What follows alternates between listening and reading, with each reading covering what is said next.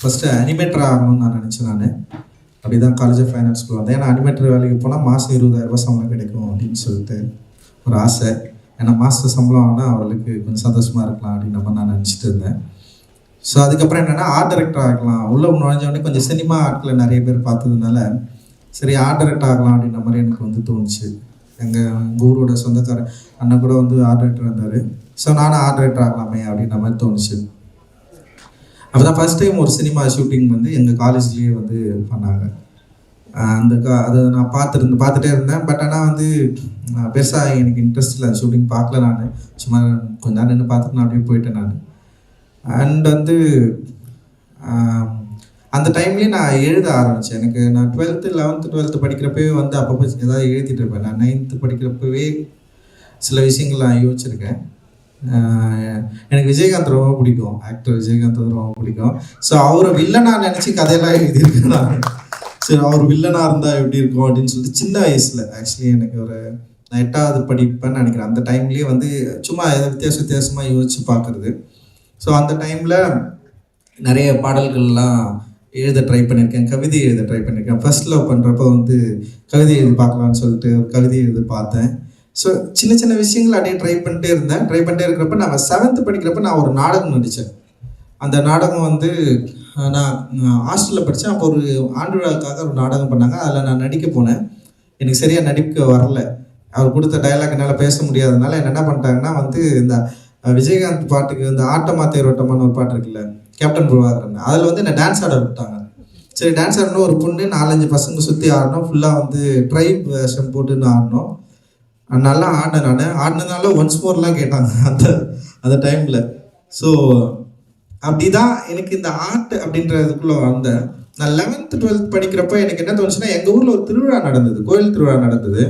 கோயில் திருவிழாவில் வந்து அந்த நாடகத்தை நான் 7வது படித்த நாடகத்தை நான் நடித்தேன்ல, என்னை நடிக்க விடாமல் என்ன நடிக்கலன்னு எடுத்துட்டாங்க. ஆனால் அந்த கதை எனக்கு முழுசாக தெரியும். சரி அந்த கதை எனக்கு முழுசாக தெரிஞ்சதுனால நான் என்ன பண்ணேன்னா, நான் 12th படிக்கிறப்ப திருப்பி எழுதி பார்த்தேன். நான் ஒரு டைரி வச்சுட்டு முழுக்க அந்த கதையை வந்து எழுதுறப்ப நானே சில காமெடி சீன்ஸ்லாம் வந்து எழுதி பார்த்தேன். இப்போ இவர் கவுண்டர்மணி செந்திலுடைய அந்த வாழைப்பழம் காமெடி இருக்குல்ல, அதே மாதிரி காமெடியை வேறு மாதிரி இன்டர்பிரேட் பண்ணி நான் வந்து எழுதி பார்த்து ரிகர்சல்லாம் பண்ணி நானே ஃபஸ்ட்டு டைரக்ட் பண்ணுறேன். அப்போ தான் ரிகர்சல்லாம் பண்ணுறேன். அண்ட் அதுக்கு முன்னாடி 12th நான் ஒரு ஸ்கூலில் ஒரு நாடகம் நடித்தேன். ஸோ அந்த நாடகம் வந்து ஒரு பெரிய ஹிட். அதில் வந்து ஒரு காமெடியனாக நான் வந்து நடித்தேன். நான் அப்போ பயங்கரமான செம ஹிட் அது ஆக்சுவலி. அதில் வேறு வந்து நான் ஒரு பொண்ணை லவ் பண்ணிட்டேன் 12th படிக்கிறப்ப வச்சுங்களேன். ஸோ அந்த பொண்ணு வந்து என்கிட்ட பேசாது. என்னை பார்த்தா முறைக்கும் திட்டும். ஆனால் என் நாடகத்தை ரசித்து சிரித்து பார்த்துட்டே இருந்தது. எனக்கு பயங்கர சந்தோஷமாகிடுச்சு, பரவாயில்ல அப்படின்னு சொல்லிட்டு. ஸோ அந்த ஸ்பேஸ் கொஞ்சம் இன்ட்ரெஸ்டிங்காக இருந்தது. ஸோ அதுக்கப்புறம் வந்து நான் காலேஜுக்கு அந்த 11th 12th முடிச்சதுக்கப்புறம் வந்து எங்கள் கோயில் திருவிழாக்காக நான் எழுதின நாடகம் வந்து ஒரு கம்ப்ளீட் பெரிய நாடகம். அது கிட்டத்தட்ட ஒரு 50 பக்கங்கள் வந்துடும். அது வந்து நான் சின்ன வயசில் நான் அதை எழுதியிருக்கேன். ஆனால் இதெல்லாம் எனக்கு தெரியாது. நான் டைரக்டர் ஆக போகிறேன் இல்லை ரைட்டர் ஆக போகிறேன் அப்படின்றதெல்லாம் எனக்கு வந்து நான் வந்து ப்ரீ பிளான்டாக இல்லை. ஆனால் என்னை பொறுத்த வரைக்கும் என்னன்னா, ஒரு நல்ல சம்பளத்தில் வேலைக்கு போகணும், அப்பா அம்மாவுக்கு நான் சப்போர்ட் பண்ணணும். அண்ட் வந்து இப்போ என்னோடய பேக்ட்ராப்லேருந்து பார்க்குறப்போ வந்து ஒரு என்ன சொல்கிறது, ஒரு பிரச்சனை இல்லாத ஒரு லைஃப்பை வந்து நம்ம வந்து வாழணும் அப்படின்ற ஒரு எண்ணம் மட்டும்தான் இருந்தது. குறிப்பாக நான் வந்து சைன்போர்டு ஆர்டிஸ்ட். அந்த டைமில் நிறைய வரைகிறப்போ சைன்போர்ட் பண்ணுறப்போ எனக்கு கிடைக்கிற காசுகளை நான் என்ன பண்ணுவேன்னா, என்னோடய காஸ்டியூம்ஸ், ட்ரெஸ்ஸு, கிரிக்கெட் பேட் வாங்குறது, அப்புறம் புத்தகங்கள் வாங்குறது, அப்புறம் வந்து வரைகிறது, இதுக்காக தான் நான் வந்து மேக்ஸிமம் வந்து பயன்படுத்திப்பேன். ஸோ எனக்கு வந்து என்னென்னா ஒரு சின்ன லக்ஸரிக்குள்ளே நான் வந்து என்னை வந்து அப்படியே அப்ளை பண்ணிட்டே இருந்தேன். நான் வந்து அதுக்காகவாவது நான் நல்லா சம்பாதிக்கணும். ஸோ எனக்கு தேவையானதை எனக்கு பொருளை வந்து நான் வந்து வாங்கிக்கணும் அப்படின்றதுக்காக நான் சைன்போர்ட் ஆர்டிஸ்ட்டாக இருந்தேன். நிறைய வரைஞ்சேன். அது மூலமாக கொஞ்சம் சம்பாதிச்சிட்டு இருந்தேன். ஸோ அப்படி போயிட்டு இருக்கப்போ தான் நான் காலேஜ் ஆஃப் ஃபைன் ஆர்ட்ஸ் வந்து உள்ளே போனேன். காலேஜ் ஆஃப் ஃபைன் ஆர்ட்ஸ் உள்ளே போனதுக்கப்புறம் வந்து அங்கே நிறைய ஆளுமைகளை வந்து மீட் பண்ணேன். குறிப்பாக என்னுடைய மாஸ்டர் சந்திர சாரை வந்து நான் வந்து ஃபர்ஸ்ட் டைம் மீட் பண்ணேன். அவர் மிகப்பெரிய அவர் தான் வந்து ஆர்ட்னா என்ன, ஆர்ட்டுக்கும் மனிதனுக்கும் உள்ள தொடர்பு என்ன, ஆர்ட்டுக்கும் இந்த அகசூழலுக்கும் புறச்சூழலுக்கும் உள்ள தொடர்பு என்ன அப்படின்றத பற்றி ரொம்ப டீப்பாக வந்து எங்ககிட்ட பேசின ஒரு மிக சிறந்த ஆசிரியர், பெரிய ஆர்டிஸ்ட். அவர் தான் வந்து ஒரு பெரிய ஐ ஓப்பனராக எனக்கு வந்து இருந்தார் எங்கள் காலேஜில். ஆர்ட்ன்றது வந்து எவ்வளோ முக்கியமானது மனித சமூகத்துக்கு அப்படின்னு சொல்லிட்டு. அப்போ எனக்கு என்ன ஆச்சுன்னா, நான் படம் வரைகிற ஆர்ட்ன்றது வந்து காசுக்காக வரைகிற ஒரு ஸ்கில் இருக்குது. ஆனால் அதை மீறி இங்கே வேற ஒரு ஆர்ட் இருக்குது அப்படின்னு எனக்கு தோணுச்சு, ஒரு டிராயிங்லேயே. ஸோ அப்படி இருக்கிறப்போ இந்த காலேஜ் ஆஃப் ஃபைன் ஆர்ட்ஸில் வந்து கல்ச்சுரல்ஸ் வருது அப்படின்னு சொன்னோடனே நான் என்ன பண்ணேன்னா வந்து நம்ம ஒரு நாடகம் எழுதலான்னு சொல்லிட்டு நான் ஒரு நாடகம் எழுதினேன். ஒரு டபுள் ஆக்ட் வச்சு ஒரு நாடகம் எழுதினேன். எழுதிட்டு எங்கள் சீனியர்ஸ் கிட்ட எடுத்து போயிட்டு நான் கொடுத்தேன். என் சீனியர்ஸ் வந்து அதை படிச்சுட்டு அவர் செந்தில் அண்ணன் அவர் வந்து படிச்சு என்ன சொன்னாடி, நீ வந்து நாடகம் எழுதலாம், ஃபர்ஸ்ட் இயர் தான், நீ இப்போ தான் ஜாயின் பண்ணியிருக்க, நீ நடி அப்படின்னு சொன்னார். ஸோ அவர் ஒரு நாடகம் வந்து பண்ணார். அந்த நாடகம் வந்து எனக்கு அதில் லாங்குவேஜ் இன்ட்ரெஸ்டிங்காக இருந்தது. ஒரு இது மாதிரி மாடர்ன் பிளேஸை நான் அப்போ பார்த்ததே இல்லை. எனக்கு வந்து அதை பற்றி எந்த அறிமுகமும் இல்லை. ஃபர்ஸ்ட் டைமாக ஒரு மாடர்ன் பிளேக்குள்ளே நான் நடிக்க ட்ரை பண்ணது. அதில் டயலாக் இல்லை, வெறும் மியூசிக் தான் இருக்கும். ஃபுல்லாக உடல் மொழி மூலமாக வந்து அந்த நம்முடைய எக்ஸ்பிரஷன் வச்சு வந்து நம்ம ஒரு கதையை சொல்லணும் அப்படின்றது. It is not a mime கிடையாது. மைமை விட வேற ஒன்று ரொம்ப கான்டெம்பரரியான ஒரு பிளே அது. ஸோ அந்த பிளேயை வந்து நான் அவர் கூட பண்ணப்போ எனக்கு என்னென்னா புதுசாக இருந்தது. என்னடா இது, டயலாக் பேசுவோம், இல்லை காமெடி பண்ணுவோம், மக்கள் சிரிப்பாங்க, அப்படி ஒன்று இருக்குது. இது என்னடா ரொம்ப அகசூழலை ரொம்ப ரொம்ப உள்ளே போயிட்டு பேசுது. அது வந்து என்னன்னா மொழியே இல்லாமல் உடல் மொழி மூலமாக எப்படி ஒரு கதையை சொல்லி புரிய வைக்கிறது அப்படின்றது வந்து செம இன்ட்ரெஸ்டிங்காக இருந்தது எனக்கு. அந்த டைமில் எங்கள் காலேஜில் நிறைய பிளேஸும் பண்ணாங்க. பிளேன்னா முருகபூபதியோடைய ஒரு முக்கியமான ஒரு நாடகம் பார்த்தேன். நீங்கள் அவரை ஃபாலோ பண்ணியிருப்பீங்களா தெரியல. அவர் ஒரு சீரியஸ் ப்ளே பண்ணுறவர், ரொம்ப மாடர்ன் பிளேயில் ரொம்ப முக்கியமான ஆள் அவர். ஸோ அவர் ஒரு டீமே வச்சுருக்காரு, மதுரையில் வச்சுருக்காரு. அவங்க ஒரு நாடகம் பண்ணாங்க. அதில் எங்கள் காலேஜ் சீனியர் ஒருத்தர் நடிச்சார். ஸோ அதோட லாங்குவேஜ், அதோட பாடி லாங்குவேஜ், மொழி எல்லாமே வந்து பயங்கர இன்ட்ரெஸ்டிங்காக இருந்தது. எனக்கு வந்து புதுசாக இருந்தது. என்னடா இது வேறு ஏதோ ஒன்று பண்ணுறாங்களே ஸ்டேஜில் அப்படின்ற மாதிரி எனக்கு தோணுச்சு. ஸோ அதை ஒட்டி தான் காலேஜ் ஆஃப் ஃபைன் ஆர்ட்ஸில் ஒரு ஃபிலிம் ஃபெஸ்டிவல் வந்து பண்ணாங்க. First time children of heaven வந்து படத்தை வந்து நான் வந்து பார்க்குறேன். லாங்குவேஜ் எனக்கு வந்து தெரியல, 2 மொழியில் இருக்குது. சப்டைட்டிலும் வந்து அந்தளவுக்கு படித்து புரிஞ்சுக்கிற அளவுக்கு அந்த டைமில் வந்து எனக்கு வந்து ஒரு போதாமை இருந்தது ஆங்கிலத்தில். ஸோ ஆனால் விஷுவலாக அந்த படம் வந்து எனக்கு வந்து பயங்கரமாக கொஞ்சம் கொஞ்சமாக கனெக்ட் ஆச்சு. நான் படம் பார்த்துட்டே இருந்தப்போ வந்து அந்த பையன் வந்து ஃபர்ஸ்ட்டு வந்துடுவான். ஆனால் அவனுக்கு ஷூ கிடைக்கலன்னு அழுதப்போ நானும் உட்காந்து அழுதுட்டேன். எனக்கு வந்து ஃபர்ஸ்ட் டைமாக அப்படி ஒரு உணர்வை ஒரு சினிமா எனக்கு கொடுத்ததை வந்து நான் வந்து ஃபீல் பண்ணேன். ஸோ இது என்னடா புது வகையான சினிமா இருக்குது. ஏன்னா நான் வந்து சினிமா பார்க்குறவங்க கிடையாது. இப்போ நிறைய இயக்குநர்கள்லாம் சொல்லுவாங்க சின்ன வயசுலேருந்து தியேட்டர்ஸ் போவாங்க, படம் பார்ப்பாங்க அப்படின்னு சொல்லி. எனக்கு கூட்டம்னாவே எனக்கு வந்து பிடிக்காது. திருவிழா கூட்டங்களில் கலந்துக்க மாட்டேன். சினிமா நிறைய கூட்டமாக இருந்தால் போக மாட்டேன். ஸோ அந்த மாதிரி எனக்கு ஒரு சில விஷயங்கள் இருக்குது. தியேட்டர்ஸ் போக மாட்டேன், படம் பார்க்க மாட்டேன். ஞாயிற்றுக்கிழமைகளில் வந்து படம் போடுவாங்களே, தூர்தர்ஷனில் அந்த டைம்லாம் இருக்கும். ஆனால் நான் என்ன பண்ணேன், அந்த டைமில் கிரிக்கெட் விளையாடுவேன். அதனால் சினிமா படம் பார்க்குறதுலேருந்து அப்படியே ரொம்ப விலகி இருந்தேன் நான். எனக்கு சினிமா பண்ணுறதுல எனக்கு ஆர்வம் இருக்குது. சின்ன வயசுலேருந்து எந்த ஆர்வமும் இல்லை. ஆனால் சில்ட்ரன் ஆஃப் ஹெவன் அப்படின்ற ஒரு படம், அதுக்கப்புறம் பேட்டில் ஆஃப் அல்ஜீரியஸ், அப்புறம் பேட்டில்ஷிப் பொட்டாம்கின், அப்புறம் வந்து ரன் ரோலா ரன், அப்புறம் லைஃப் இஸ் பியூட்டிஃபுல், அண்ட் வந்து ஒரு சினிமா பேரடைஸோ அப்படின்னு சொல்லிட்டு ஒரு பெரிய லிஸ்ட் இருந்தது. அது ஒவ்வொரு படமும் நான் வந்து பார்த்தேன். அப்போ வந்து சக்கரவர்த்தின்னு நினைக்கிறேன், அவர் இறந்துட்டார், அவர் சக்குன்னு சொல்லுவாங்க. ஸோ அவர் தான் வந்து இதை ஃபெஸ்டிவலே டிசைன் பண்ணி கொடுத்தாரு. அவங்க பொண்ணு மாளவிகா வந்து எங்கள் காலேஜில் படிச்சுட்டு இருந்தாங்க. மாளவிகாவுடைய ஸோ அவங்க பொண்ணு மூலமாக அவர் மூலமாக வந்து ஒரு இது மாதிரி செஷன்ஸ் வந்து ரெடி பண்ணியிருந்தாங்க. அண்ட் வந்து அந்த ஃபிலிம் ஃபெஸ்டிவல் முடிச்சதுக்கப்புறம் தான் எனக்கு வந்து சினிமா அப்படின்ற ஒரு ஃபார்ம் ஏன் இவ்வளோ பவர்ஃபுல்லாக ஒன்று இருந்திருக்கு, நம்ம ஏன் இதை வந்து இப்போ வரைக்கும் வந்து அதை புரிஞ்சிக்காமல் இருக்கிறோம், நம்ம பார்க்குற சினிமா என்னவா இருக்குது, அப்போ இந்த சினிமா எதை பற்றி பேசுது, ஏன் இந்த சினிமாவில் வந்து அந்த மக்களுடைய கல்ச்சர் வந்து பயங்கரமாக ரெப்ளிகபிள் பண்ணப்படுது, ஆர்ட் வந்து பயங்கரமாக எக்ஸ்போஸ் ஆகுது, அங்கே இருக்கிற அந்த படம் இந்த மாதிரியான கதை அனுபவங்கள் வந்து ஏன் இவ்வளவு அற்புதமாக இருக்குது அப்படின்ற மாதிரி நான் வந்து பார்க்க ஆரம்பித்தேன். இதை பற்றி என்னோடய சீனியர் செந்தில் கிட்ட வந்து அவர்கிட்ட வந்து நான் டிஸ்கஸ் பண்ணேன். செந்தில் அண்ணா கிட்ட வந்து டிஸ்கஸ் பண்ணுறப்போ அப்போ அவர்கிட்ட பேசின முன்னாடி நீ டைரக்டர் ஆக போறியா அப்படின்னு என்கிட்ட கேட்டார். எனக்கு நான் திடீர்னு யோசித்தேன், ஏன்னா நான் ஆகணும்னு தான் நினைக்கிறேன் அப்படின்ற மாதிரி ரொம்ப கான்ஷியஸாக அவர் எடுத்த முடிவு தான் அது. அந்த டைமில் அந்த படம் அந்த ஃபெஸ்டிவல் முடிஞ்ச உடனே நான் என்ன பண்ணேன்னா டைரக்ட் ஆகணும்னு சொல்லிட்டு நான் முடிவு பண்ணிட்டேன். டைரக்ட் ஆகணும்னு முடிவு பண்ணதுக்கப்புறம் வந்து அவர் சொன்னார் என்னன்னா, வெறும் படம் பார்க்குறது மட்டும் இல்லை, எழுதுறது அண்ட் படிக்கிறது வந்து ரொம்ப ரொம்ப அவசியம்டா அப்படின்னு சொன்னார். ஸோ அந்த டைமில் சரி நான் படிக்க ஆரம்பித்தேன். அதுக்கு முன்னாடி பாபா அம்பேத்கர் புத்தகங்களில் சிலது வந்து வாசிச்சிருக்கேன். ஆனால் வந்து எனக்கு தீவிர இலக்கிய சூழலுக்குள்ளே நான் வந்து நுழைஞ்சதில்லை. தீவிர இலக்கியம் அப்படின்றது வந்து எனக்கு ஃபர்ஸ்ட் டைம் அப்படி தான் வந்துச்சு. நான் படித்த புத்தகம் வந்து ஃபஸ்ட்டு வந்து நான் அந்த ஒரு புலிமரத்தின் கதை வாசித்தேன், ஜே சில குறிப்புகள். அப்படி அவர் வந்து என்னன்னா சுந்தரராமசாமியோட ஒரு ரசிகர் அவர். ஸோ அதனால் எனக்கு வந்து சுந்தரராமசாமி இன்ட்ரடியூஸ் பண்ணார். ஸோ அப்படி இருக்கிறப்ப காலச்சுவடு புத்தகம் இன்ட்ரடியூஸ் ஆச்சு. காலச்சுவடு புத்தகத்துலேருந்து இமயம் வந்தார், அப்புறம் அழகிய பிரிவன் வந்தார், அப்புறம் ரவிக்குமார் வந்தார். ஸோ இவங்க எல்லாரையும் தொடர்ந்து வந்து நான் வந்து பொலிட்டிக்கலாக கட்டுரைகள் சார நிவேதிதா, எஸ் ராமகிருஷ்ணன் சொல்லிட்டு ஒரு பெரிய, அப்புறம் சோபா சக்தி, இவங்க தமிழில் இந்த மாதிரியான எழுத்தாளர்கள் வந்து நிறைய வாசிக்க ஆரம்பிச்சதுக்கப்புறம் வந்து என்னுடைய ஃப்ரெண்டு தினகர் என்ன பண்ணுவான்னா, இதெல்லாமே வந்து நான் காசு சேர்த்து வாங்கணும்னு வச்சிங்களேன். என் தினம் என்ன பண்ணோன்னா ₹3 வந்து அப்போ வந்து ரஷ்ய இலக்கியங்கள் வந்து கிடைக்கும். பழைய ராதுகா பதிப்பகத்தில் வந்து போட்டிருப்பாங்க ₹3, ₹4, ₹5 சொல்லிட்டு. அவன் வாங்கி நிறைய அதெல்லாம் படிச்சுட்டு ஃபர்ஸ்ட் டைம் எனக்கு வந்து அவன் தான் வந்து இன்ட்ரடியூஸ் பண்ணான். இந்த மாதிரி ரஷ்ய இலக்கியங்கள் இருக்குடா, அதை படிடா அப்படின்ற மாதிரி அவன் வந்து சொன்னான். ஸோ அதுக்கு முன்னாடியே நான் வந்து தாய் படிச்சுட்டேன். மேக்சிம் கார்கியோட தாய் வந்து எனக்கு பயங்கரமாக பிடிச்சது. ஸோ அதை வந்து நான் படித்தேன் நான். சரி, அதுக்கப்புறம் வந்து தினகர் சொன்ன அந்த 3 காதல் கதைன்னு சொல்லிட்டு ஒரு ரஷ்ய நாவல் இருக்கும். அப்புறம் கேப்டன் மகள்னு இருக்கும், நிறைய டால்ஸ்டாய் இருக்கும், சூதாடின்னு சொல்லிட்டு எக்கச்சக்கமான. ஸோ இவங்களை எல்லாருமே வந்து வாசிச்சதுக்கப்புறம் வாசிப்பு வந்து எனக்குள்ளே வந்து எழுதணும் அப்படின்ற மாதிரி தோணுச்சு. ஸோ நான் என்ன எழுதுறது அப்படின்றது ஒரு கேள்வி இருக்குது. ஸோ சினிமா நிறைய பார்த்த உடனே வந்து சினிமா வந்து என்ன மாதிரி சினிமா எடுக்கிறது அப்படின்ற ஒரு கேள்வி இருந்தது. ஸோ அப்போ என்ன மாதிரி சினிமா நம்ம எடுக்கலாம் அப்படின்னு யோசிக்கிறப்போ உலக அளவில் சினிமா என்னவா இருக்குது அப்படின்ற நிறைய புத்தகங்கள் வந்து அந்த டைமில் தமிழில் டிரான்ஸ்லேட் ஆகி கிடச்சிது. ஸோ அதெல்லாம் நான் வாசிக்கிறேன். அப்போ பிளாக் சினிமா பற்றி பேசினாங்க, அரபு சினிமாக்களை பற்றி பேசினாங்க. இந்த சினிமாக்கள் இருக்கிற அரசியல் பின்புலம், அரசியல் எப்படி வந்து இதோட ஒன்றோட ஒன்று சேர்ந்துருக்கு அப்படின்றத வந்து அவங்க எழுதுனதை நான் வந்து படித்தேன். ஸோ இப்படி படிக்கிறப்ப தான் வந்து நிறைய சினிமா விமர்சனங்கள், தீவிர இலக்கிய சூழலில் கிடைக்கிற விமர்சனங்களை வந்து வாசிக்க ஆரம்பித்தேன். அது வந்து ரொம்ப முற்றிலுமாக இன்ட்ரெஸ்டிங்காக இருந்தது. ஒரு படத்தை வந்து ஒரு ஆளை வந்து உடற்கூறாய்வு செய்கிறப்போ என்ன மாதிரி ஒரு விஷயம் இருக்குமோ அந்த மாதிரி ஒரு படத்தை வந்து பயங்கரமாக வந்து டிஸ்கிரைப் பண்ணியிருந்தாங்க. அதை பற்றி படிக்கிறப்போ வந்து தான் எனக்கு நிறைய ஒரு படம் நம்ம எப்படி பார்க்கணும் அப்படின்ற மாதிரி வந்து எனக்கு வந்து தோணுச்சு. ஒரு இயக்குனர், இதுக்கு முன்னாடி எனக்கு சில ஆதர்ச இயக்குனர்கள்லாம் இருக்கிறாங்க, அவங்கள நான் ரொம்ப பிளைண்டாக வந்து ஃபாலோ பண்ணிட்டு இருந்தேன்.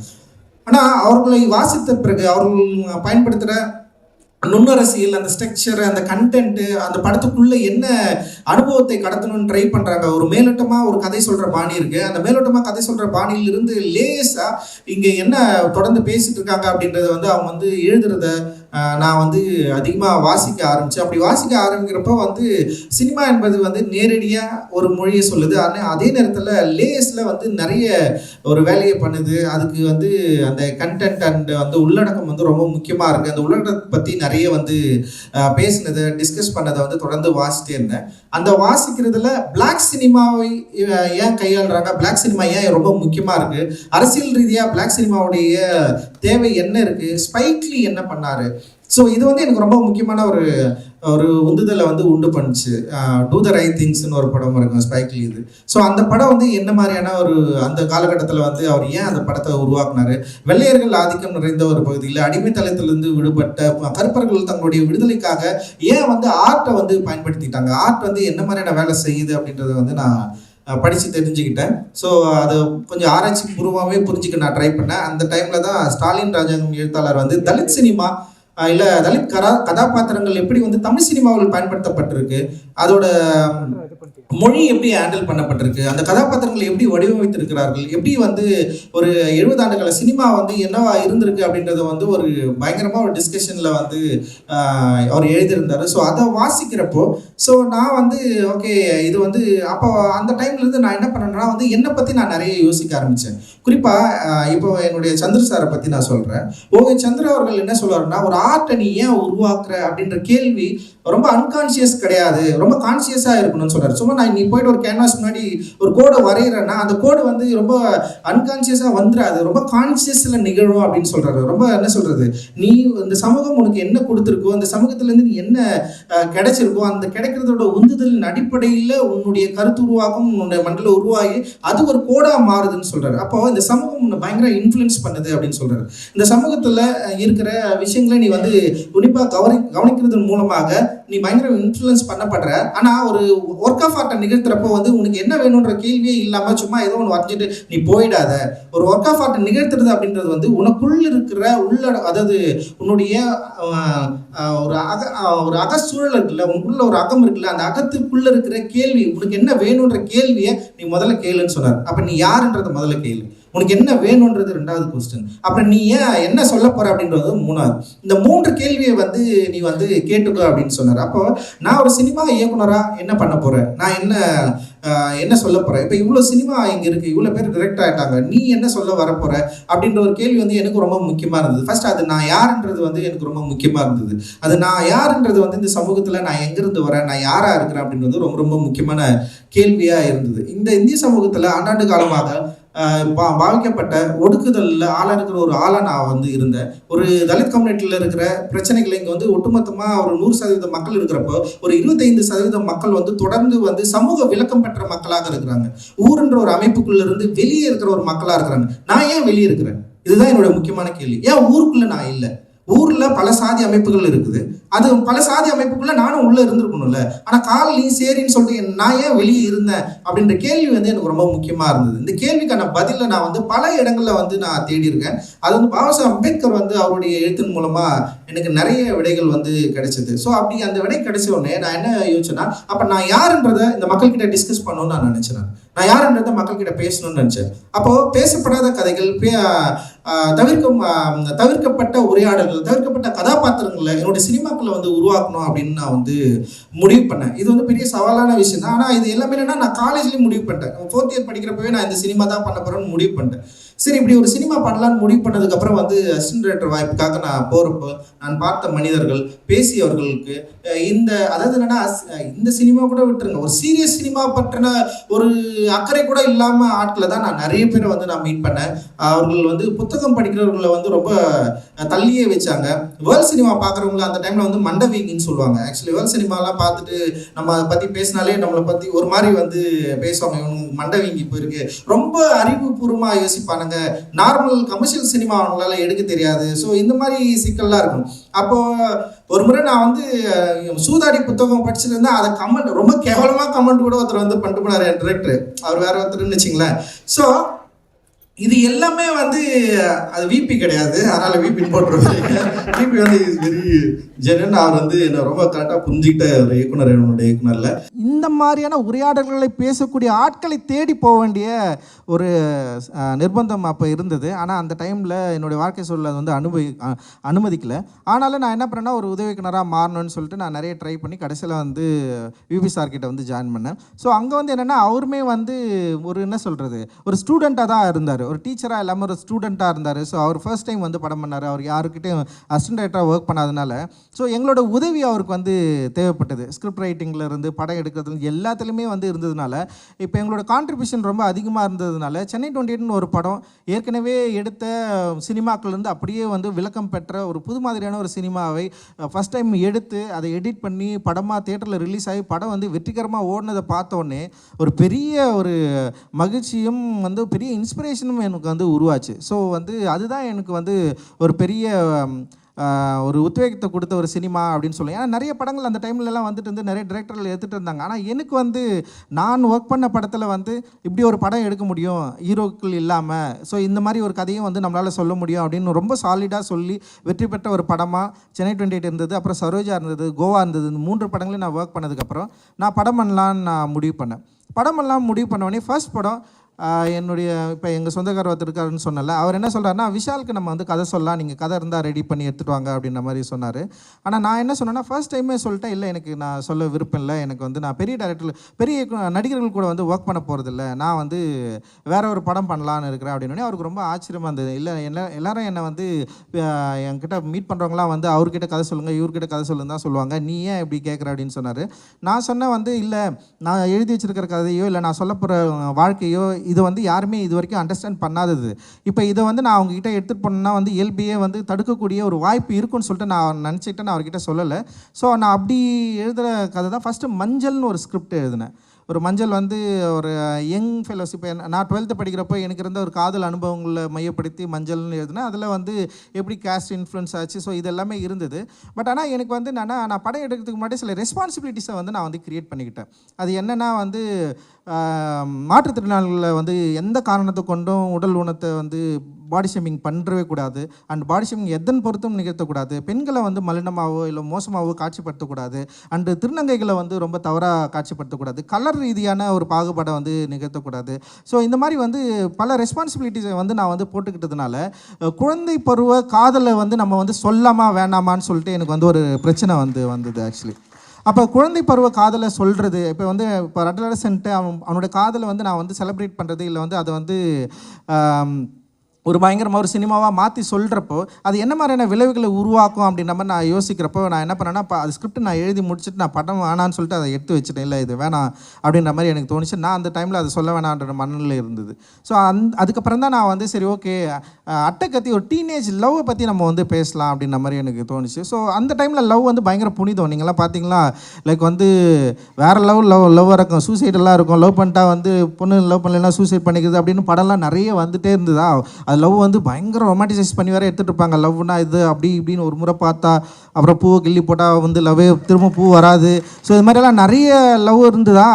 சரி என்னடா இது நம்ம லவ்லாம் இப்படியெல்லாம் இல்லையடா, நம்ம வந்து ஒரு அது வந்து என்ஜாய் பண்ணமே, செலிப்ரேட் பண்ணமே அப்படின்ற மாதிரி எனக்கு தோணுச்சு. ஸோ என்ன மாதிரி நிறைய பேருடைய கதைகள் அதுக்குள்ளே இருந்தது. ஸோ அந்த கதையெல்லாம் நான் பார்த்த பசங்க ஃப்ரெண்ட்ஸுங்க என் காலேஜில் இருக்கிறவங்க அட்டக்கத்தின்ற பேரே என் காலேஜில் இருக்கிற படித்த ஒரு பையனுடைய பேர் தான். அவன்லாம் வந்து பயங்கரமாக லவ் பண்ணான்னு வச்சிங்களேன். ஸோ அந்த லவ் எல்லாம் கலெக்ட் பண்ணி தான் அட்டக்கத்தின்னு ஒரு படம் எடுக்கலான்னு தோணுச்சு. ஸோ அட்டக்கத்தின்ற படம் எடுக்கிறப்போ நான் என்ன பண்ணேன்னா, அந்த பேக் ட்ராப்ஸு, இந்த லாங்குவேஜு, அப்புறம் ஃபீட்டிங்கு, சில விஷயங்கள்லாம் வந்து நான் என்ன பண்ணேன்னா வந்து இந்த படத்துக்குள்ளே நான் வந்து கொண்டு வர நான் வந்து ட்ரை பண்ணேன். அது கல்ச்சராக பேக் ட்ராப்பை வந்து ஒரு தலித் லைஃபுக்குள்ளே வந்து செட் பண்ணலாம் அப்படின்ற மாதிரி தோணுச்சு. அண்ட் அது ஃபர்ஸ்ட் டைம் ஒப்பாரி பாடலை வந்து அதுக்குள்ளே நான் கொண்டு வந்த அடியன் கான மயில்குள்ளன்னு சொல்லிட்டு ஒரு பாட்டு இருக்கும். அது சின்ன வயசுலேருந்து என் தெருவில் நான் கேட்டு சந்தோஷப்பட்டு ஆடி டான்ஸ் ஆன ஒரு பாட்டு அது. ஸோ அவரை கூப்பிட்டு வந்து அப்படியே வந்து அவரை பாட வச்சேன். ஸோ இந்த மாதிரி வந்து என்னென்னா ஒரு கல்ச்சுரல் பேஸ்டாக வந்து ஒரு கதையை வந்து நான் சொன்னேன். அண்ட் அது ரொம்ப முக்கியம் இல்லை ஆக்சுவலி அந்த படத்துக்கு. பட் ஆனால் எனக்கு என்ன தோணுச்சுன்னா, நான் ஒரு படைப்பாளனா நான் ஒரு கதை சொல்கிறப்போ ஒவ்வொரு கதைக்கும் ஒரு பேக்ட்ராப் இருக்குது. ஒரு மரம் அப்படின்றது வெறும் மரமே கிடையாது. ஒரு ஊர் பகுதிகளில் ஒரு மரத்துக்கு கீழே யார் உட்காரலாம், யார் நிற்கலாம், மரத்துக்கு கீழே ஒரு மேடை இருக்கும். அந்த மேடை வந்து எவ்வளோ முக்கியமானதுன்றதை நான் சின்ன வயசுலேருந்தே பார்த்துவேன். ஒவ்வொரு மரத்துக்கும் ஒவ்வொரு மேடைக்கும் பல கதைகள் இருக்குது. அதனால் வந்து ஒரு மரத்தை என்னால் ஒரு மரமாக இது வரைக்கும் பார்க்கவே முடியாது என்னால். ஸோ அதனால் என்ன சொல்கிறேன்னா, அதனால் நான் என்ன பண்ணேன்னா, ஒரு மரம் அப்படின்னு நான் காட்சிப்படுத்தினா கூட அந்த மரத்தோட வேல்யூ என்ன இருக்குது, அது எங்கே இருக்குது, ஊரோட நடுவில் இருக்கா, வெளியில் இருக்கா, அந்த மரத்துக்கு பின்னாடி இருக்கிற ஒரு அகசூழலை, அதாவது புறச்சூழலை வந்து காட்சிப்படுத்துறது அப்படின்றது வந்து என்னுடைய முக்கிய நோக்கமாக இருந்தது. ஸோ அப்படி தான் வந்து நான் வந்து அட்டக்கத்தின்னு ஒரு படம் எடுத்தேன். அந்த படம் வந்து ஒரு பரவலான வரவேற்பை பெற்றதுனால நான் இங்கே இருக்கிறேன். அதுக்கப்புறம் நிறைய படங்கள் இருக்குது. அந்த படங்கள் நீங்கள் எல்லாருமே பார்த்துருப்பீங்க. மெட்ராஸ் அண்டு எல்லாமே வந்து அப்படியே வந்தது. ஸோ அதனால தான் நான் இருக்கிறேன். அண்ட் வந்து எனக்கு சில விஷயங்கள் தெரிஞ்சுது. இப்போ நான் படம் எடுக்கிறப்போ இதை பற்றி டிஸ்கஸ் பண்ணுறதுக்கு ஒரு ஸ்பேஸ் இல்லை அப்படின்னு நான் யோசிச்சதுனால கூகைன்ற ஸ்பேஸை வந்து நான் வந்து க்ரியேட் பண்ணணும்னு தோணுச்சு. ஸோ அதனால் வந்து கூகை லைப்ரரியை வந்து நாங்கள் வந்து ஓப்பன் பண்ணோம். ஸோ இந்த மாதிரி வந்து என்னெல்லாம் நடக்கலை அப்படின்றது வந்து கொஞ்சம் யோசிச்சு அந்த ஸ்பேஸை வந்து க்ரியேட் பண்ணோம். ஸோ அந்த மாதிரி இப்போ நான் ஃபஸ்ட்டு படம் பண்ணுறப்போ அம்பேத்கர் பற்றின ஒரு சீன் இருந்தது அட்டக்கத்தியில். நான் ப்ரொடியூசர் கிட்ட எதுவுமே கொடுக்குறப்போ என்னென்னா, அதை கிழிச்சிட்டு கொடுங்க, அது இருந்தால் ஒத்துக்க மாட்டாங்கன்னு சொல்லிட்டு அவங்க சொல்லிட்டே இருந்தாங்க. சரி, நான் வேறு வழி இல்லாமல் அதை நான் எடுத்துகிட்டு தான் கொடுத்தேன். அப்புறம் படம் எடுக்கிறப்போ எனக்கு சில சிக்கல்கள் வந்து ஆனால் மாரி செல்வராஜ் படம் பண்ணுறப்போ வந்து நான் வந்து எந்த தடையும் சொல்லட்டே நீ எட்ரா அப்படின்னு நான் சொன்னேன். அவன் வந்து அந்த படத்தில் வந்து எனக்கு 2 முக்கியமான சீன் இருக்கும். ஒன்று வந்து டாக்டர் ஆப்பரன்னு ஒரு சீன் இருக்கும், அப்புறம் வந்து பிரின்ஸிபல் பேசுகிற ஒரு சீன் இருக்கும். ஸோ இந்த சீன் வந்து அந்த 2 சீனுக்காகவே நான் அந்த படத்தை எடுக்கிறேன்டா அப்படின்னு நான் ரொம்ப சந்தோஷப்பட்டு அவங்ககிட்ட சொன்னேன். அந்த படம் எடுத்தோம், பெரிய அளவில் வெற்றி பெற்றது. அண்ட் மாரி செல்வராஜ் எனக்கு வந்து தவிர்க்க முடியாத இயக்குநர்கள் பட்டியலில் பயங்கர ஸ்ட்ராங்காக இருக்கிறான் அப்படின்றது வந்து எனக்கு கிடைச்ச ஒரு மிகப்பெரிய வாய்ப்பும் சந்தோஷமாக நான் நினைக்கிறேன். அதனால தான் ப்ரொடக்ஷன் வந்து ஆரம்பித்தோம். Not only future film, independent films வந்து நிறைய பண்ணிருக்கோம். அண்ட் டாக்குமெண்ட்ரிஸ் பண்ணிருக்கோம், டாக்குமெண்ட்ரி நிறைய பண்ணிகிட்ருக்கோம், ஷார்ட் ஃபிலிம்ஸ் பண்ணுறோம். அண்ட் வந்து மீடியாக்குள்ளேயும் சில வேலைகள் பண்ணிருக்கோம். ஸோ இது வந்து ஒரு சினிமா அப்படின்றது எடுக்கிறத மீறி ஒரு அரசியல் நடவடிக்கையாக நான் பார்க்குறேன், ஒரு மூமெண்ட்டாக நான் பார்க்குறேன். ஸோ அந்த மூமெண்ட்டுக்குள்ளே ரஞ்சித் என்ற ஒரு ஆர்டிஸ்ட்டுக்கு சினிமா மேலே பெரிய ஆர்வம் இருக்குது. லைக் வந்து ரஞ்சித் என்ற ஒரு நபருக்கு இந்த அரசியல் மீதும் இந்த சமூக பங்களிப்பு மீதும் இங்கே இருக்கிற சோஷியல் ஸ்ட்ரக்சர் மீதும் ஒரு பெரிய கோபமும் ஒரு என்ன சொல்கிறது, அதே நேரத்தில் ஒரு பெரிய ஒரு அதை சரி பண்ணுன்ற ஒரு பெரிய ஆசையும் விருப்பமும் எனக்கு இருக்குது. ஸோ அதனால் வந்து ஒரு திரைக்கலைஞனாக என்னுடைய திரைப்படங்களை நான் இதுக்காக பயன்படுத்திக்கிறேன். அந்த பயன்படுத்துறதில் சில விஷயங்களை என்னால் வந்து பண்ண முடிஞ்சிட்ருக்கு அப்படின்னு நான் நினைக்கிறேன். And thank you. ஸோ இது உங்களுக்கான டைம். Q&A. யார் யார் கேள்விகள் இருக்கோ டக்கு டக்குன்னு கேட்கலாம். சார் கேள்வியெல்லாம் எதுவும் இல்லை சார். உங்கள் படங்களை ரொம்ப பார்த்துட்ருக்கேன், ரொம்ப ரசிச்சிட்ருக்கேன். Thank you so much. அண்டு ரொம்ப நாளாக இந்த வார்த்தையை உங்கள்கிட்ட சொல்லணும்னு நினச்சிட்ருக்கேன் சார். எங்கள் ஊர் இனாரிட்டோர் சார் நீங்கள். அப்படியாடா? இனாரிட்டை பற்றி நான் சொல்லி ஆகணும். இனாரிட்டு வந்து எனக்கு வந்து நான் அதான் சொல்கிறேனே, ரஞ்சித்ன்ற ஒரு கலைஞன் வந்து ரொம்ப பர்சனலானவன். அவன் இப்போ எனக்கே அவனை ரொம்ப பிடிக்கும். ஆனால் அவன் பண்ணுற வேலை வந்து சம்டைம்ஸ் பிடிக்காது, டென்ஷன் ஆவேன். ஏன்டா அப்படி பண்ணுற, திடீர்னு தங்கலான் படம் ஷூட் பண்ணுறதுக்கப்போ ஒரு ஷாட்டில் வந்து ஓடிடலான்னு தோணுச்சு எனக்கு. இந்த டைரெக்ஷனே வேணாடா, நமக்கு வரமாட்டேந்துடா அப்படின்னு தோணுச்சு எனக்கு. ஏன்னா டைரெக்ஷன் வந்து ரொம்ப மென்டலான ஒரு ஒர்க் அது. சரி, ஏன்னா நிறைய பேர் வேறு கஷ்டப்படுத்தணும், கொடுமைப்படுத்தணும். ஸோ அதெல்லாம் வேறு நம்மளால் அதை ஏற்றுக்கவே முடியாது. ஒருத்தன் அடிப்பட்டு கீழே விழுவானா அவனுக்கு வந்து ஆறுதல் கூட சொல்ல முடியாமல் நான் ஷாட் எடுக்க ஓடணும் நான். ஸோ ஒரு மனிதாபிமற்ற ஒரு கொடூரமான வேலைன்னு வச்சுக்கங்களேன், அந்த வேலையை நம்ம செய்கிறோம். ஆனால் சம்டைம்ஸ் வந்து ஒரு இயக்குனராக இருக்கிறதுல பயங்கர சந்தோஷம் இருக்கும், ஒரு பெருமை இருக்கும். ஸோ அந்த பெருமையை வந்து நான் எப்பவுமே இனாரிட்டுக்கு கொடுக்கணுன்னு ஆசைப்படுவேன். அவர் வந்து என்னை வந்து பயங்கரமாக புஷ் பண்ணார். ஒரு அகவுலகத்தை வந்து டீப்பாக என்கிட்ட பேசினவர் அவருடைய படங்கள் எல்லாருமே எனக்கு பிடிக்கும். அண்ட் பேர்ட்மேன் வந்து பெஸ்ட் எக்ஸ்பீரியன்ஸ் எனக்கு. இப்போ இந்த ஷாட்டில் இப்போ காட்டுறப்ப கூட அந்த பறக்கிற ஒரு ஷாட் இருக்கும். ஸோ நான் நிறைய பறந்துகிட்டே இருப்பேன், பறக்கணுன்னு ஆசை எனக்கு ஆக்சுவலி. வணக்கம் சார், என் பேர் சுரேஷ். வணக்கம். இப்போ ரெண்டாவடியாக தங்கலான்னு பார்க்குறேன் நான். எனக்கு கிளைமாக்ஸில் வந்து ஒரு சின்ன டவுட் இருக்குது, அதை கிளியர் பண்ணி தான் கேட்குறேன். அவர் விக்ரம் சார் சொல்கிறாரு, ஒவ்வொரு ஜென்மத்திலையும் இந்த மாதிரி சொல்கிறார் இல்லையா, நாதமுனி ஒவ்வொரு பேராக சொல்லிட்டு வந்திருக்காரு. அதே பரியரும் பெருமாள் சார் படத்துலையும் வந்து ஒரு சாமி, அந்த பூதம், அந்த பெண்ணு சாமியை வந்து புதையல் இருக்குன்னு சொன்னது அப்படிங்கிறது காலங்காலமாக இங்கே இருந்துகிட்ருக்கிறது தான். ஒரு அம்மா மேலே சாமி வருது, இல்லை ஊரில் மக்கள் மேலே சாமி வந்து விஷயம் சொல்கிறது. இது நீங்கள் எந்த இதில் சார் ஜென்மங்கள் இருக்குங்கிற நம்பிக்கையை ஊட்டுறதுக்காக சொல்லியிருக்கீங்களா? இல்லை, எனக்கு மறுஜென்மங்கள் மேலே நம்பிக்கை இல்லை. ஆனால் இந்த மரபுவழி கதைகள், மித்து, ஆடியன்ஸ் கிட்ட, நம்ம மக்கள்கிட்ட இருக்கிற தொடர்பை வந்து நான் புரிஞ்சுக்க நான் வந்து ட்ரை பண்ணுறேன். ஃபஸ்ட்டு அந்த மித் வந்து ரொம்ப இன்ட்ரெஸ்டிங்கானது. மித்துக்கள் மூலமாக உருவாக்கப்பட்ட நாடு தான் இந்தியான்னு நான் நினைக்கிறேன். ஆனால் அந்த மித்து வந்து சம்டைம்ஸ் வந்து ஒரு டேஞ்சரஸ் மித்தாக இருக்குது. அந்த மித்து வந்து மனிதர்கள்கிட்ட வந்து பாகுபாடு பிரிக்கிற மித்து இருந்தது. ஸோ அந்த மித்துலேருந்து விலகி சில மித்துக்கள் வந்து நான் வந்து ஆராய்ச்சி பண்ணுறப்போ மித்தாலஜிக்கல் ஸ்டோரிஸ் வந்து புத்தருடைய மித்தாலஜிக்கல் ஸ்டோரி வந்து ரொம்ப இன்ட்ரெஸ்டிங்காக இருந்தது. ஸோ அதை தான் நான் கொஞ்சம் இன்ஃப்ளூயன்ஸ் பண்ணி இதுக்குள்ளே வந்து நான் சொல்ல ட்ரை பண்ணுறேன். இதில் வந்து என்னென்னா, ஒரு கலைஞன் தன்னுடைய லிபர்ட்டிக்குள்ளே சில வேலைகளை செய்ய ட்ரை பண்ணுறேன். எனக்கு அந்த நம்பிக்கைகள் இல்லைனாலும் அந்த நம்பிக்கையோடு இருக்கிற மக்கள்கிட்ட உருவாடுவதற்கு ஒரு மொழியை உருவாக்க வேண்டிய தேவையை அந்த கலைஞனுக்கு வந்து உருவாக்கி இருக்கிறதுனால, நான் நம்பலைனாலும் நான் அந்த கதைக்குள்ளே நுழைஞ்சு, ஸோ இந்த மாதிரி மரபு வழியாக இவ்வளோ பேர் வந்து ஃபைட் பண்ணியிருக்காங்க, தொடர்ந்து வந்துகிட்டே இருக்குது அப்படின்றத வந்து நான் சொல்ல ட்ரை பண்ணுறேன் ஆக்சுவலி. Thank you sir. தேங்க்ஸ். இன்னும் ஒரு லாஸ்ட் சார், உங்கள் படங்களை நட்சத்திரம் நல்ல ஸ்டோரி, ஸ்க்ரீன் பிளே, ஆனால் சரியாக ஓடல, அதை பற்றி உங்களோட கருத்து என்ன சார்? அது தெரியலையே. சரியாக ஓடலன்றது வந்து கமர்ஷியலாக நம்ம யோசிக்கிறதுனால அது வணிக ரீதியான வெற்றியை வச்சு நம்ம பேசுகிறோம். பட் ஆனால் எனக்கு ரொம்ப க்ளோஸான மூவி. சில படங்கள் வந்து நம்ம எந்த நோக்கத்துக்காக எடுக்கிறோமோ அந்த நோக்கம் போய் ரீச் ஆனாலே அது வெற்றியை தான் நான் வந்து பார்க்குறேன். நான் ஆக்சுவலி அது வெற்றி படம். என்னோடய முதல் கேள்வி, பேட்டில்ஷிப் பொட்டம்கின் வந்து கான்டெம்பரைஸ் பண்ண முடியுமா நம்ம ஆடியன்ஸுக்கு? பண்ணலாம், வாய்ப்பு இருக்குது அதுக்கு. ஓகே. ரெண்டாவது வந்து சார்லி சாப்ளினுடைய இதில் வந்து காமிக் எலிமெண்ட், இதில் வந்து சீரியஸ் கண்டென்ட் இருக்குது. அது நிறைய பேர் தெரியுமான்னு தெரில. அவருடைய ப்ரெசன்டேஷன் வந்து காமிக்காக இருக்கலாம், பட் அதில் இருக்கிற சீரியஸ்னஸ் கண்டென்ட் வந்து அதையும் நம்ம கான்டெம்பரைஸ் பண்ண முடியுமா? ஆமாம், சார்லி சாப்ளினுடைய ஒரு நகைச்சுவை வந்து ஒரு அவ்வளோ நகைச்சுவைன்னு சொல்லுவாங்க. So is very genius and பயங்கரமான ஒரு சோஷியல் அவேர்னஸ் உள்ள ஆர்டிஸ்ட்டு. ஸோ அவர் ஒர்க்கை வந்து நம்ம வந்து கான்டெம்பரேட் பண்ணுறப்போ வந்து டெஃபினட்டாக அது வந்து பயங்கரமாக ஒரு இடத்துக்கு போவோம் அப்படின்னு நான் நினைக்கிறேன். சார், நீங்களும் மாரி செல்வராஜ் அந்த 1-2 பேர் வெற்றிமாறன் இந்த மாதிரி ஆளுங்க வந்து அதை ட்ரை பண்ணணும்னு நான் ஆசைப்பட்றேன். எனக்கு தெரியல, ஏன்னா எனக்கு நிறைய வேலை இருக்குது, அதனால் அதை பண்ணணும்னு நான் நினைக்கிறேன். பட் ஆனால் உங்கள் விருப்பத்தை நிறைவேற்றக்கூடிய இயக்குநர்கள் இங்கே இருப்பாங்கன்னு நான் நினைக்கிறேன். சீக்கிரமாக அது யாரோ ஒருத்தர் எப்பயாவது, இப்போ உடனே இல்லைனாலும் உங்களுடைய ஷெட்யூல் வந்து ஒரு பக்கம் இருக்கட்டும், நிச்சயம் மனசில் இருக்கட்டும். சார், இன்னொன்று வந்து என்னுடைய ரெஸ்யூம் வச்சுருக்கிறேன், உங்கள்கிட்ட கொடுங்க. Work with you. தேங்க்யூண்ணா. பண்ணலாம். ஜெய்பீம்ண்ணா. ஜெய்பீம்ப்பா. நான் தங்கலான் லாஸ்ட்டில் வந்து அந்த ஆர்த்திக்கும் தங்கலானுக்கும் ஒரு கான்வர்சேஷன் நடக்கும்.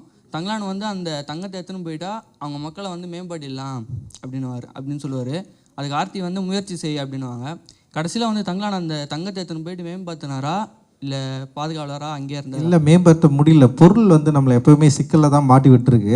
ஏன்னா தற்காலிக வெற்றியை வந்து பொருள் கொடுக்கலாம், பட் ஆனால் நம்ம எல்லாருமே மனிதர்கள் வந்து வர்க்க ரீதியான ஒரு முன்னேற்றம் வந்து நம்மளுடைய எல்லா சவால்களையும் சிக்கல்களையும் வந்து உடைச்சிரும் அப்படின்னு நம்புகிறோம். பட்டு வர்க்கங்கள் மாறினாலும் மனிதர்களுக்கு இருக்க பாகுபாடு தொடர்ந்துகிட்டே இருக்கிறது தான் இன்றைக்கி இருக்கிற லைஃப் சுச்சுவேஷன் வந்து சொல்லுது. ஸோ அந்த பிரச்சனை இன்னும் கண்டினியூ இருக்குது அப்படின்றது அடுத்த வர கதைகள் வேணால் சொல்லலாம். ஆக்சுவலி சார் வணக்கம் சார், என் பேர் துர்கா அபிஷேக், நான் ஒரு ஆக்டர், டப்பிங் ஆர்டிஸ்ட் சார். என்னோட கொஷின் என்னென்னா சார், இப்போது ஒரு கேரக்டருக்கு நீங்கள் கேஸ்ட் பண்ணும்போது ஒரு ஆஸ்பைரிங் ஆக்டராக கேட்குறேன் சார், இது லைக் நீங்கள் எப்படி ஒரு பர்சனோட லுக்ஸை வச்சு ஒரு பர்சன்டேஜ் கொடுப்பீங்களா இல்லை ஆக்டிங் ஸ்கில்ஸ் வச்சு கொடுப்பீங்களா சார்? அது ஒன்று. அண்ட் இன் ஜென்ரலாக கேஸ்டிங் ப்ராசஸ் எப்படி இருக்கும் சார் உங்களோடது? லுக்ஸ் வந்து பயங்கர டாமினேட் பண்ணுங்க நிச்சயமாக. இப்போ நான் எப்போவுமே என்ன பண்ணுவேன்னா வந்து லுக்ஸ்னால், இப்போ நான் ஒரு கேரக்டர் நான் டிசைன் பண்ணுறேன்னா அந்த டிசைனுக்கு ஏற்ற மனித முகங்களை தேடி கண்டுபிடிக்கிறது தான் பெரிய சவால். ஃபஸ்ட்டு அந்த மாதிரி முகங்களை தேடி கண்டுபிடிச்சதுக்கப்புறம் அவர் நல்லா நடிக்கிறாரா இல்லையான்றது வந்து செகண்டரியாக நான் வந்து யோசிப்பேன். அப்படி நல்லா நடிக்கலைன்னா பெட்டராக நடிக்கிறவரை வந்து நான் வந்து செலக்ட் பண்ணிப்பேன். ஸோ இதுதான் என்னுடைய ப்ராசஸ்ஸு. அண்ட் வந்து நான் எப்போவுமே வந்து எழுதி முடிச்சதுக்கப்புறம் தான் வந்து நடிகர்கள் பற்றி யோசிக்கவே ஆரம்பிப்பேன். ஒரு என்னென்னா சில முறைகள் மட்டும் இப்போ வந்து விக்ரம் சார் பண்ணுறாருன்றது முன்னாடியே முடிவாயிடும். ஸோ அவருக்கு ஏற்ற கதை ஒன்று பண்ணலான்னு அப்படி யோசிப்போம். சம்டைம்ஸ் வந்து எதை பற்றியும் யோசிக்காமலேயே நான் வந்து எழுதியிருக்கேன். அட்டகத்தி மெட்ராஸ்லாம் எதை பற்றியும் யோசிக்காமல் எழுதுனது தான், சார்பட்டா பரம்பரை உட்பட. ஸோ வந்து ஆனால் ஒரு கேரக்டர் டிசைன் பண்ணுறப்போ லுக்ஸு வந்து 75% அதுவே வந்து டாமினேட் பண்ணணும். ஸோ அதுதான். ஏன்னா சில பேர் என்ன பண்ணுவாங்கன்னா, யாரோ ஒரு ஆக்டரை வந்து செலக்ட் பண்ணிவிட்டு அவர் எப்படினாலும் டிசைன் பண்ணிக்கலாம்லாம் சொல்லுவாங்க. ஆனால் அப்படி ரொம்ப தப்பு அது. ஏன்னா ஒரு கேரக்டர் நம்ம எழுதுகிறப்போ அந்த கேரக்டர் எப்படி இருக்கும், என்னவா இருக்கும்னு சொல்லிட்டு நீ யோசிக்க ஆரம்பிச்சிடுங்க. அந்த யோசிக்க ஆரம்பிச்சதுக்கப்புறம் அதில் மட்டும் காம்ப்ரமைஸ் பண்ணாமல் நீங்கள் கரெக்டான ஒரு நபர்களை முகங்களை அது நீங்கள் தேர்ந்தெடுத்துட்டிங்களா, அந்த தேர்ந்தெடுக்கிற முகங்களுக்குள்ளே நீங்கள் வந்து பூசுகிற அந்த சாயமாக இருக்கலாம், இல்லை வந்து அந்த மேக்கப் ஒர்க்காக இருக்கலாம். இது வந்து ஒரு 75% எனக்கு என்னென்னா, ஒரு க்ளோஸ்அப் ஷாட்டு, ஒரு ஒயிட் ஷாட்டு, டயலாக்கே இல்லாமல் அந்த கேரக்டர் அவர் வந்து சொல்லணும். இதுதான் நான் வந்து யோசிக்கிறேன். நான் எப்போவுமே அதுதான், டயலாக் கொடுக்காம ஒரு ஸ்டாண்டு நீ போய் நிற்கணும், இல்லை வந்து அப்படியே உட்காரணும், இல்லை வந்து அவரோட க்ளோஸ்அப் மூலமாக அந்த கேரக்டரை அவர் வந்து டெலிவரி பண்ணிட்டாரு, இல்லை எனக்கு அந்த கேரக்டர் வந்து கன்வின்சிங்காக இருந்ததுன்னா நான் செலக்ட் பண்ணுறேன்.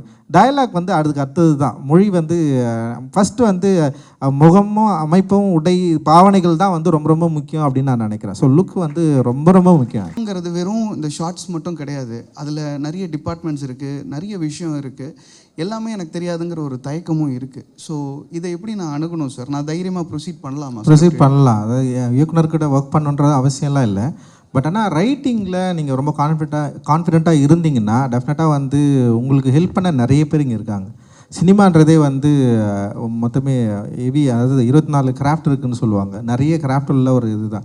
ஒவ்வொரு டெக்னீஷியனும் வந்து நமக்கு சப்போர்ட் பண்ண தான் நிறைய பேர் வெயிட் பண்ணிருக்காங்க. நீங்கள் கரெக்டான டெக்னீஷியனை நீங்கள் வந்து தேர்ந்தெடுத்துட்டிங்கன்னா, உங்களுடைய ஸ்கிரிப்டை அப்புறம் உங்களுடைய விஷனை அவங்களுக்கு சரியாக நீங்கள் புரிய வச்சுட்டிங்கன்னா அவங்களுக்கு ஹெல்ப் பண்ணுவாங்க. நீங்கள் அப்படியே கூட வந்து சினிமாவை கற்றுக்கலாம். இப்போ நான்லாம் கற்றுக்கிட்டு தான் இருக்கேன் சினிமா, இப்போ வரைக்கும் வந்து கற்றுக்கிட்டு தான் இருக்கும். அதனால் வந்து சினிமான்றது வந்து ஒரு லேர்னிங் ப்ராசஸ் தான். அதனால் வந்து யாருனாலும் படம் பண்ணலாம், ஒர்க் பண்ணணுன்னு அவசியமே இல்லை. ஆனால் ஸ்கிரிப்டை கொஞ்சம் நல்லா பண்ணணும், அதுதான். ஏன்னா நான் இப்போயே படிச்சிருக்கேன், ஒரு மோசமான ஸ்கிரிப்டை எந்த நல்ல இயக்குனரும் நல்ல படமாக எடுத்துடவே முடியாது. ஆனால் ஒரு நல்ல ஸ்கிரிப்டை ஒரு மோசமான இயக்குனர் அட்லீஸ்ட்டு ஒரு நல்ல படமாக எடுத்துட முடியுன்றது தான் ஒரு கோட் நான் இப்போயே படித்தேன். அது யார் எழுதுன்னு தெரில, பட் அது எனக்கு ரொம்ப பிடிக்கும் ஆக்சுவலி. உங்களோட எழுச்சி தான் எங்களை சினிமா நோக்கி ஈர்த்து வந்தது. அதனால் ஒரு நன்றியை தெரிவிச்சுக்கிறேன். இப்போது வந்து எங்களுக்கு வாசிப்புக்கு வந்து ஏற்படுத்தி கொடுத்த கூகைக்கு மிகப்பெரிய நன்றிண்ணா. நான் உங்களை வந்து நிறையா தடவை மீட் பண்ணியிருக்கேன், உங்களுக்கே தெரியாது. ஆனால் உங்கள்கிட்ட பேசும்போது ஒரு ஸ்கிரிப்டோடு வரணும், ஒரு நல்ல கண்டென்ட்டோடு வரணும்னு வெயிட் பண்ணிகிட்டு இருக்கேன். கூடிய சீக்கிரத்தில் நல்லா நிறையா படிக்கிறேன், வருவேன்னு நம்புகிறேன். கேள்வியெல்லாம் ஒன்றும் இல்லைண்ணா. All the best, all the best. Sir வணக்கம் சார். வணக்கண்ணா. இப்போ இந்த ஸ்கிரிப்ட் கொடுக்கும்போது சில பேர் வந்து இது வேணாம் அது வேணான்னு சொல்கிறாங்க. அது மாதிரி நான் கேள்விப்பட்டதில் ஒரு பெரிய இயக்குனர் வந்து ஒரு படமே பண்ணிவிட்டு அது வந்து சென்சாரில் நிறைய பிரச்சனை அதை ரிலீஸே பண்ண முடியலன்னு சொல்கிறாங்க. இதை நம்ம எங்கே தெரிஞ்சுக்கிறது? இந்த மாதிரி எதை எடுத்தால் சென்சாரில் அலோவ் பண்ணுறாங்க அல்லது அலோவ் பண்ண மாட்டாங்க, அந்த மாதிரி விஷயங்களை எங்கே நாங்கள் தெரிஞ்சுக்கவே முடியாதுண்ணா. ஆக்சுவலி என்ன பிரச்சனைனா, உண்மையிலேயே ப்ளூ ஸ்டார்னு ஒரு படம் எடுத்தேன்ல, அது வந்து ரிஜெக்ட் பண்ணிட்டானுங்க சென்சார் பார்த்துட்டு. எனக்கு அதிர்ச்சி ஆயிடுச்சு, ஏன்டா ரிஜெக்ட் பண்ணாங்கன்னு எனக்கு தெரில. பார்த்தா மூர்த்தி என்ன ஃபோட்டோ பின்னாடி வருது, மூர்த்தி வந்து ஒரு ரவுடி அப்படின்ட்டானுங்க. உள்ளே உட்காந்துக்கிற ஒரு ஆள். எனக்கு ரொம்ப கோவம் வந்துச்சு, இதுக்காக ஒரு படத்தை ரிஜெக்டே பண்ணிட்டாங்க. அப்புறம் ரீசென்சார் பண்ணி தான் நாங்கள் கொண்டு வந்தோம். ஸோ எந்த மூலைனாலும் எப்படினாலும் உங்களை அட்டாக் பண்ணலாம். ஸோ நீங்கள் அதுக்கு ரெடியாக இருக்கணும். ஆக்சுவலி வந்து அதுதான் நான் சொல்லுவேன். நம்ம எந்த ஸ்கிரிப்ட் எடுக்கணும் எடுக்கக்கூடாதுன்றதெல்லாம் எந்த வரைமுறையும் இல்லை. அதுதான் பிரச்சனை ஆக்சுவலி இங்கே. இல்லை சென்சார்லேருந்து இது புக் எதுவும் போட்டிருக்காங்களா, இது எடுக்கக்கூடாது, இது எடுக்கணும்? ஏன்னா இப்போ நம்ம எலெக்ஷனில் நிற்கும் போது இது பண்ணுங்க. இல்லை சென்சார் புக் வந்து அப்டேட் ஆகிட்டே இருக்கும், ஒவ்வொரு படத்துக்கும் அப்டேட் ஆகும். அவங்களுக்கு தெரியாது, கிரியேட்டர்ஸ் வந்து நிறைய பிரச்சனை ஒவ்வொரு படத்துலையும் கொண்டு வராங்க. அவங்க ஒவ்வொரு முறையும் சவாலை எதிர்கொள்ள வேண்டிய தேவை அவங்களுக்கும் இருக்குது ஆக்சுவலி. ஒரு ஸ்ட்ரகிள் பண்ணி ஒரு உழைப்பில் நீங்கள் வந்து முன்னுக்கு வந்திருக்கிறது ரொம்ப எங்களுக்கெல்லாம் ஒரு இம்ப்ரெஷனாக நல்ல விஷயமா இருக்குது. வாழ்த்துக்கள். ஆனால் அதே நேரத்தில் ஸ்ட்ரகிள் பண்ணி தான் ஜெயிக்கணும்லாம் அவசியம் இல்லை. கிளவராக அறிவு சிந்தனையோடு உழைச்சாலே நம்ம ஜெயிச்சிடலாம். ஸோ அதை நம்ம வந்து யோசிக்க வேணாண்ணா.